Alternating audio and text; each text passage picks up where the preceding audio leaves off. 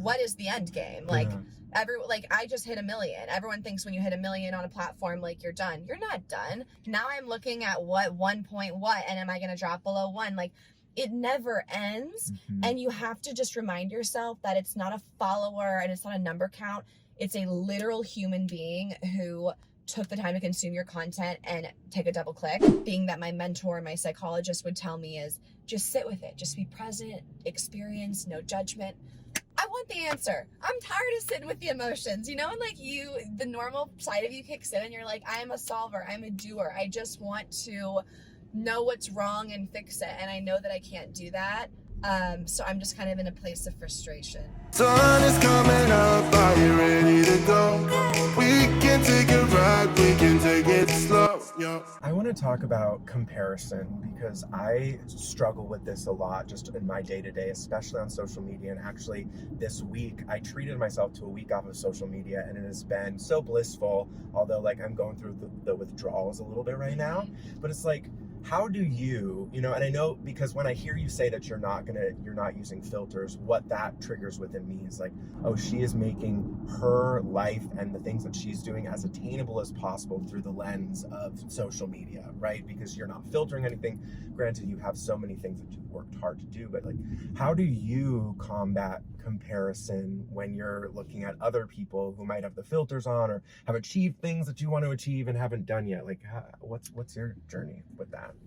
To be honest, and this is what I've been doing recently, and I don't know if this is like the most high and mighty piece of advice for others, but like it does help me to think about my blessings and the things that I do have, and that not everyone can have everything, and someone might have this success or this gig or this thing that I wanted or that I would like to have, and I don't have it. But I always think about how grateful I am to have my soulmate. Like I'm engaged. I'm obsessed with my fiance Max. He's an angel on this earth, and I'm always like, he's someone I'll think of. Like, I'm so glad I have Max, and I would rather have Max and not have all these other things, because this relationship with this human is like so special to me. And someone might hear me saying this and think, well, boo-hoo, I don't have my person. Okay, well, maybe you have an amazing sister or brother or cousin, or maybe you have you got into your dream school, whatever it is. I think not everyone can have everything, and I like to count the blessings that I do have, and that's been helping me recently. Yeah. So bringing it back to you, like that, I love that. That's because we're so hyper focused on what other people are doing, and what I find within me is if I see someone else's success, sometimes it brings me to, wow, I've failed. I'm not as good as them. And within that, if I just flip the script and I'm like, oh, okay, I'm going to count my blessings. What have I been successful at?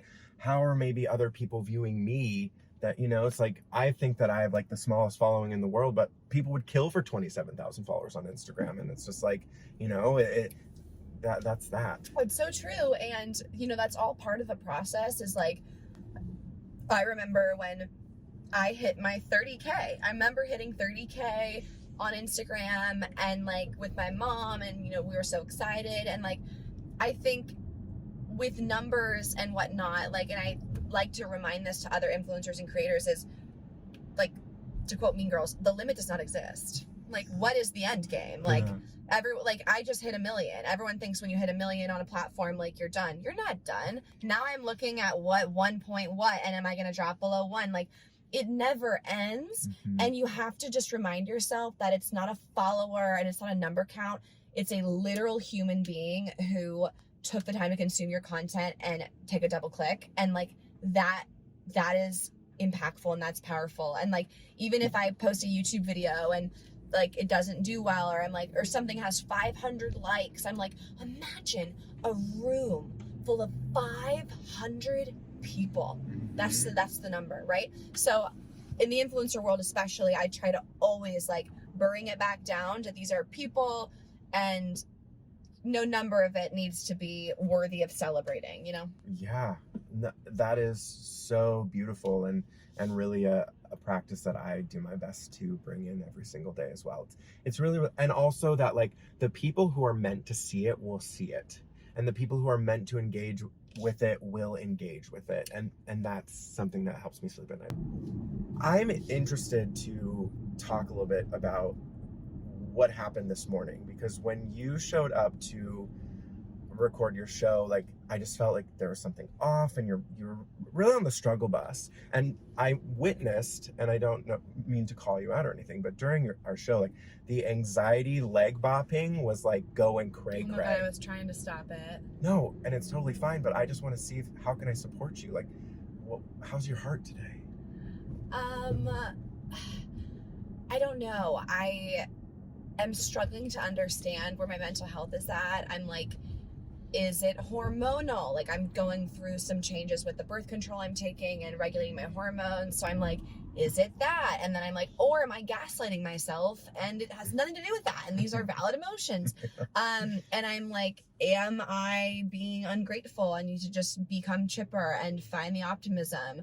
Or is this depression and I can't actually control what's happening in my brain? So I don't really know why I'm kind of feeling in a funk this week. And I have been trying, like, you know, I've like literally cried every day this week. Did I cry yesterday? I had tears, but they didn't fall. I was like, we gotta get over this. Yeah, I've just been stressed and exhausted. And you know, we talked earlier about like success and followers and whatnot. Like, I had 2 major things happen in my life recently, and they happened, and life goes on. And I think that's been weird for me too, is like, I think we talk a lot about like, it's about the process and it's not about accomplishments. But these 2 things that happened, like, I hit 1 million downloads on my podcast and I passed 1 million followers on TikTok. And for me, like, it's not about that. However, it is a really cool accomplishment. I want to recognize that for myself. But then the world just keeps turning, and I have work the next day, and I have emails, and I have calls, and I think I've been kind of sitting in this weird place of like, not what's the point, but like, I really do need to start focusing more on the process. But also I'm planning a wedding, and it's stressful. See, I don't know, Paul. You're getting it from me. I don't even know. I don't know. And is it okay to not know? Yeah, it is. However, I was writing a caption the other day, and I know that the like thing that my mentor and my psychologist would tell me is just sit with it. Just be present, experience, no judgment. I want the answer. I'm tired of sitting with the emotions, you know? And like the normal side of you kicks in and you're like, I am a solver. I'm a doer. I just want to know what's wrong and fix it. And I know that I can't do that. So I'm just kind of in a place of frustration. And I was, my leg too. Yeah. I was like literally trying to stop it. I don't know. I'm so sorry. Why are you apologizing? Because I don't know, because I feel bad that I was interviewing you and you sensed that my legs were anxious and that maybe a part of me was not present. So, and I understand, and that makes complete sense, and your feelings are valid, and as someone who interviews people, like, I want them to feel safe and that I'm present and everything. And granted, like, I'm also like driving us. So I was just thinking, I'm never going to complain ever about interviewing anyone ever again. Watching you maneuver LA traffic right now. Oh man. Well, I don't know. It's just like I love this part of the show that I get to just, I think that we wouldn't have had this type of conversation if we were looking at each other in a studio. I was just thinking that, how chill I feel sitting in the passenger seat of a car. Like, I'm like, have we known each other our whole lives? I will tell you everything right now. Okay, like, great, this perfect. is such a vulnerable place to put Yeah. someone. I might have to steal this. I mean, ask me how many people have cried on my show. It's really? like, yeah. Wow. So, cue your tears. Go. Yeah. I'm just kidding. I feel like I'm all teared out. Honestly, I was at a point earlier this week where someone said, how are you really? It would have got me there. Yeah, and that's the other thing about, like, we're so just, how are you doing? And it's just like, well, I mean, do you really want to know how I'm doing? Because right now I'm feeling pretty shitty, actually, you know? And it's like, that's this culture is like, the society has really conditioned us to silence our emotions. So very proud of you for having your emotions, even when you're supposed to have everything all together, you know, interviewing me. And B, it would be great if you started noticing when you're making yourself wrong for your emotions by apologizing for them. What does self-love mean to you? Self-love to me means trying.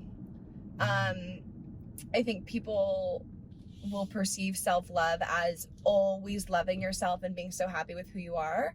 But I think it's actually what's happening in the moment when you are trying to treat yourself better. Like self-love is, I'm going to fight to like myself. I'm going to fight to understand this, or to put this time in, or to put this energy in. Like that's loving yourself, is I'm worth the work and the time and the energy, and I'm going to try. Not that you have to be at the end point. Thank you for that beautiful definition that I've never heard before. Do you like it? Because you're the self-love guy.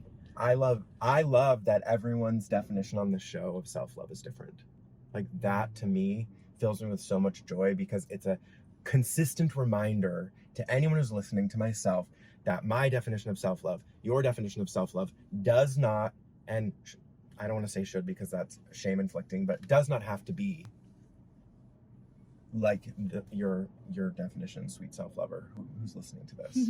So my journey, Victoria's journey, any of the guests' journeys, like if you are comparing your self-love journey to mine, witness that, acknowledge it, and then turn that off, because your self-love journey is not supposed to look like mine and will not look like mine if it's going to be successful. Period. End of story. I would say amen. Amen, sister. So thank you so much for being on the show. Can you tell everyone where to find you and like all that goodness? Of course. You can find me on Instagram at Victoria Garrick, and in my bio is everything else. That's how it is these days, you know. And Paul is actually going to be on my podcast too. It's called Real Pod, so you can listen to both. Yeah, and we have a great conversation over there. And thank you so much for being here. We'll see you next time on the road to self-love. Bye.